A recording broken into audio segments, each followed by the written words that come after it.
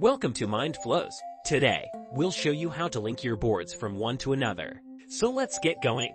With Monday.com, we have the ability to link relevant information from one board to another through the Connect Boards column. Let's say we open this portfolio management board, and there is information from the other board we need to see, but we don't want to keep on switching between the two boards. The best thing to do is to add a Connect Boards column. To add, click the plus sign or add column, then select Connect Boards.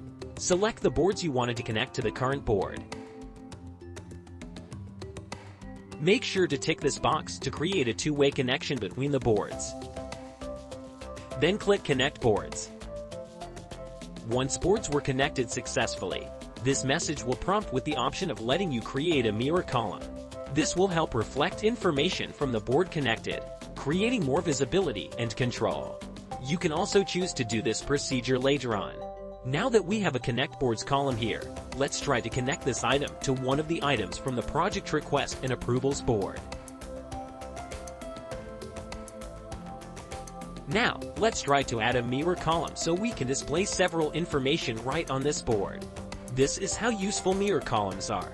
Once added to our board, we can now view important data from our current board without having to jump to the Project Request and Approvals board. The more mirror columns you add, the more data we can view at a glance, like the requested date of the project or the status. You can also change the status directly from this board, and whatever the updates here will also reflect on the main board. Same with this, changing the status from under consideration to approve in this mirror column. When we check it to the main board where the project is in, the status changes to approve. Follow us for more Monday.com tutorials. We're Mind Flows, a certified Monday.com partner.